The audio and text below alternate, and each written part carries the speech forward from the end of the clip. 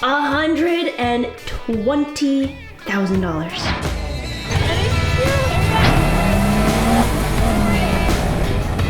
Oh wait, we do have a dolly. What the heck is this? It says 101. Hey, do you remember when you almost flipped us over? No, it's not a pyramid scheme. Do your fucking research. Holy fucking shit.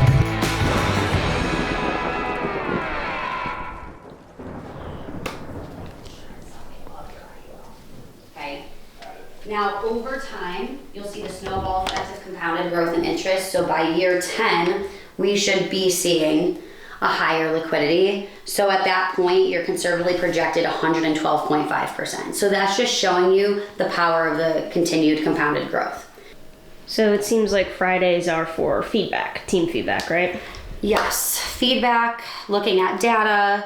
If you're not tracking your data, you're not going to excel in your business. This is how we're going to continue to push the needle forward. And every Friday I take a look and we figure out what we can integrate the next week. And for those, last question, for those who are watching from our Vending channel and have no idea or understanding what it is that you're doing. Because that was my bad. I shoved the camera in your face and I think you thought I was making content for you. Sorry, this is for the vlog. Whatever. I own a life insurance agency, so I'm building and scaling a team in the life insurance space, and Malia is helping me too. She's heavily involved, left corporate, and is doing vending and doing all the branding marketing for my agency. We're trying to be entrepreneurs in all these different ventures, and it kind of overlaps because one of our machines is in our office building. Yeah. But there's just different ways. Like when you are an entrepreneur, you're constantly thinking of ways of how you can make money and how you can create passive income, and there's so many different ways to go about it. So you're going to be seeing a lot more of like our other business and how we balance all of this, or how we are figuring out how the fuck to balance all of this. Yeah. So vending is like semi-passive income, right? And so is building a team, I'd say. Because like it still requires a lot of work, but you know, it's passive because that's what the team is, right? It's like a form of passive income. Yeah, so you put a lot of time on the front end, right? To train people, mentor people, develop people is going to be worth it, is going to be passive for myself and them. Because you earn a percentage from their sales. Yeah. And it doesn't take away from theirs. They're overrides. So it is over what their commission already is. It does not at all affect their commission. Got it. It's not a pyramid scheme. No, it's not a pyramid scheme. Do your fucking research. It's not a pyramid scheme. Everybody wins. And if you think about it logistically, and I'll make this quick, but when someone gets a life insurance policy, they are paying minimally for 10 years for a term or the rest of their life. Brokers are only paid for 1 year of their payments, okay? So that is why there's so much space for everyone to win. My team gets their commission, I get an override from their commission, my upline gets an override from my commission and my team's commission. That's why there's so much space and doesn't take from us, because these life insurance carriers make thousands, millions of dollars. So there is that amount that can be allotted to everybody without taking out of somebody's pocket. It is not a pyramid scheme. Yeah, and what did you pocket last month? June alone? I will be issue paid as long as everything stays on the books, $120K. $120,000. But again, 3.5, almost 4 years in, I've worked my ass off. It's not always like that. It takes time to develop into that. But new agents who do all the things that they're supposed to do are starting in the first couple months, or should be if they execute what their mentors tell them, 20 to 25K issue pay. That's like the minimum standard that we have in our agency per month. Yep. So. All right. Well, thank you for your candor. Of course. Can I swear? Well, we'll gonna fucking find out. All right, come with me to refill our vending machine.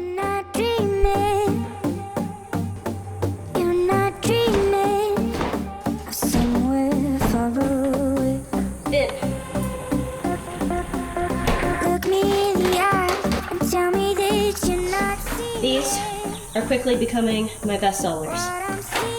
It's hot out, so I'm gonna keep these inside at the moment so they don't melt. It says 101. I'm so sorry. All right, got the goods.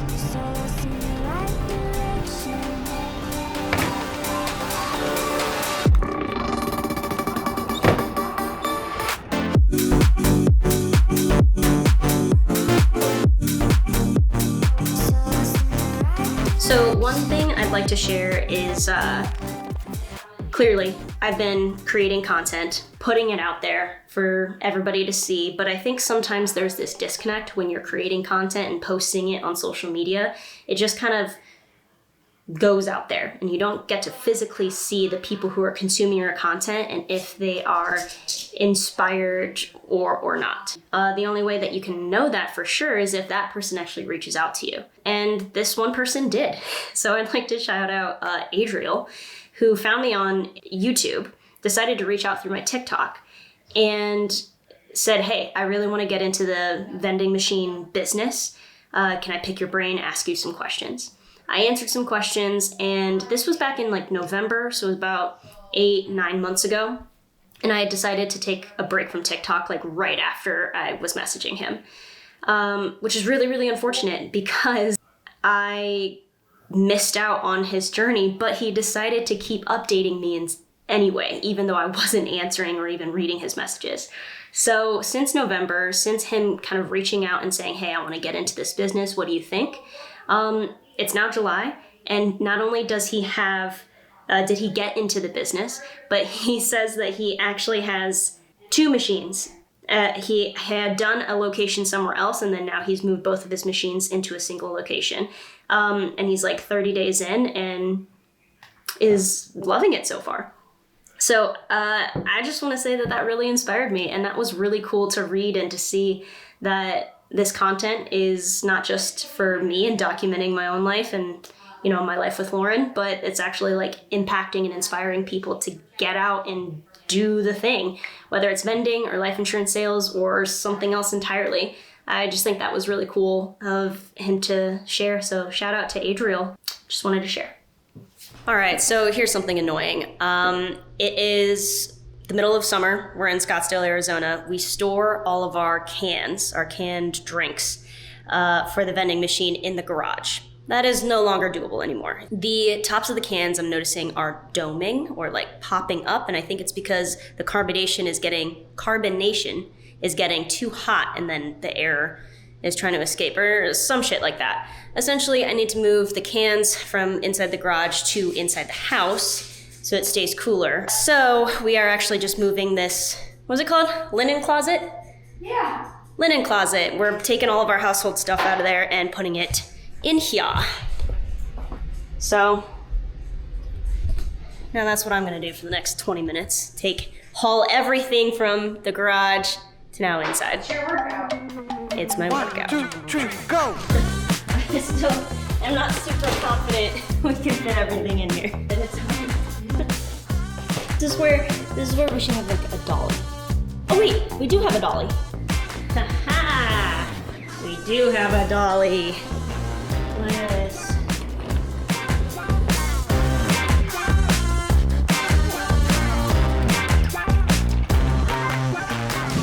So it doesn't look the prettiest, but this is essentially what I came up with. I need to just be able to see everything that I've got. That's my logic anyway. So then I put, bestsellers up front because, I'm gonna grab them pretty quickly anyway. But yeah, that's what I got so far. And now I gotta refill the machine, so that organization's gonna go bye-bye in like 20 minutes. So all that hard work for nothing. Clearly instructed to make it either decaf or half calf. Okay, so I fucked up. We're on our way to Sedona. There's another lock-in. Unfortunately, we can't go the whole time because, as you can hopefully tell, no, I don't have COPD. No, I'm not emphysemic. Or a smoker. But I've been chronically had a cough for 4 weeks now. I've been really sick. So anyways, stopped at Whole Foods. I got coffee. Malia got a smoothie. I was instructed to do either half the amount of espresso in this or do decaf. Completely and utterly forgot. I still feel good right now. But it's literally been 5 minutes. But to be transparent, I also am on tirzepatide to help with my blood sugars and bumped my dose up a little bit. So that plus this might be a weird combination. I don't feel anything yet. I did wake up, did some walking, had a fat breakfast, so that's helping me so far, but we will keep you posted on back in like 20 minutes. Yeah. When I'm tachycardic. Yeah. So another thing that I notice in this industry, especially with the leaders, it requires so much time. Your entire life becomes this business. Monday through Saturday, minimal 10 to 12 hours a day, sometimes more. And so then really the only time you have is when you come home from the office or stop working, which then it's like you're dog ass tired. Yeah. Or, Saturday night, again, dog ass tired, and then Sunday is your one day, usually, where you have to just decompress, and most of the time you're adulting and just getting ready for the week. So what's been huge is figuring out how do we build a business, and specifically like for me with my team, my personal production, like how do I do all of that while also making sure I'm prioritizing Malia and I's marriage. What's helped is Malia leaving corporate America and coming all into the agency, so now we spend all the time together. 24/7. Yeah, but it's always business that we're talking about. Yeah. So it is important where we have like separation of like business talk versus we're connecting as partners. But also for a while she wasn't in this business and she was in corporate. And so one of the things that is so important is you need to prioritize your relationship and your marriage as much as you do your business. Yep. And just be intentional. Yeah, at our least communication has like really upped. Yeah. Because both of us really need to be checking in with ourselves and honest with each other and communicating that as often as possible. And then being able to receive the feelings and thoughts of the other person and adjust accordingly. What is it? A sauna?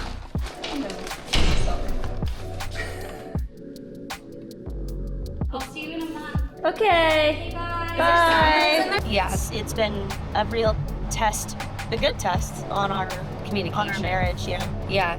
Well, and this isn't our only business. Yeah. I mainly take care of our vending business, as you guys know, watching this channel.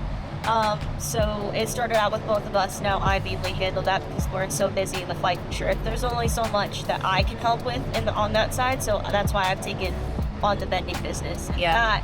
The quick plan for that is we have 2 machines right now. My goal is to get both of them equally profitable because right now there's one that's making a bunch of money and then there's one that's done. Mid. Yeah.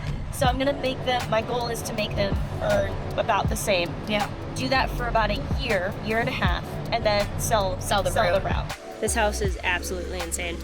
I grabbed food, I want to eat it before everybody gets into the house, and I figured I'd eat it next to the pool.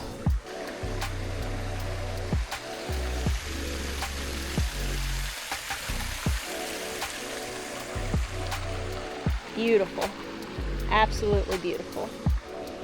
Yeah, I think like the business actually, a lot of people say like, oh, entrepreneurship like hurt our relationship, but it's actually helped our relationship. It's really allowed us to connect more, to communicate better, and that's because we made it that way. It's a choice, and you can make it all work, and you just got to be intentional and with the right person who's also willing to do the work. If only one person's doing it, then y'all gotta have a conversation.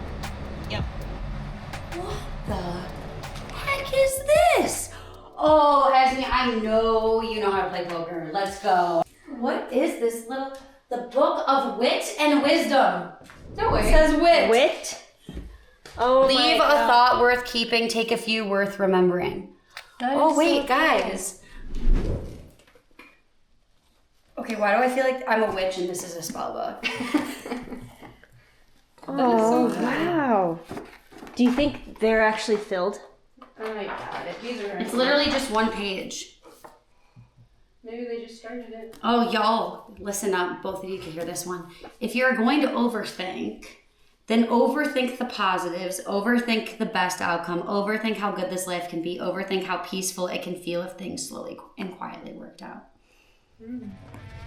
Everybody should put something in there before we leave. I might just look like that.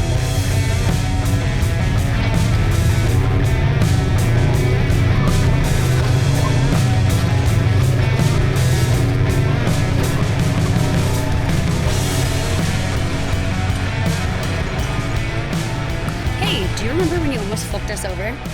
Yeah, I can't wait to see the footage there.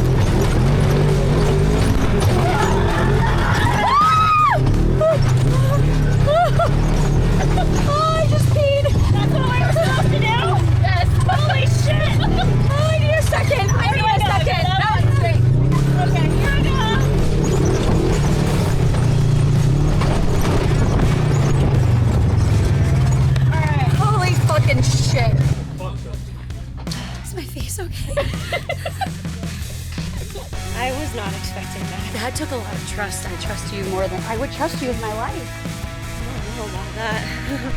How's it feel driving? You're killing it. It's scary. It is, but you're doing a great job. Yeah? Yes. Thank you. I don't think I could I drive. don't think you could do it. I don't think so. I would just be too timid. You see that?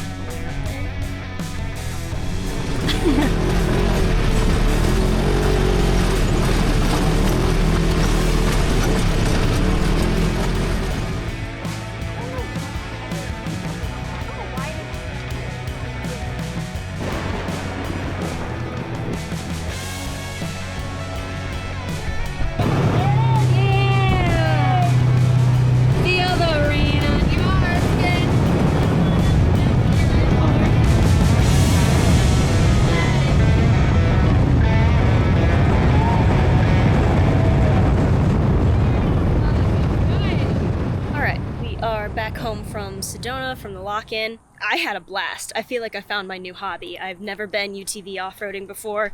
I've ridden a quad, but I've never done anything like that before, as you could tell from the footage. One last little update before I close out the vlog. In the next couple of weeks, we are actually going to move our original vending machine. So the first machine that we ever placed, we are moving it to a different location. I just secured it today. So you're gonna see that in the next vlog. I never really know how to end these things, so tune in for the next vlog where I show you where we placed this original machine in a different location. So there you go, there's your cliffhanger. See ya.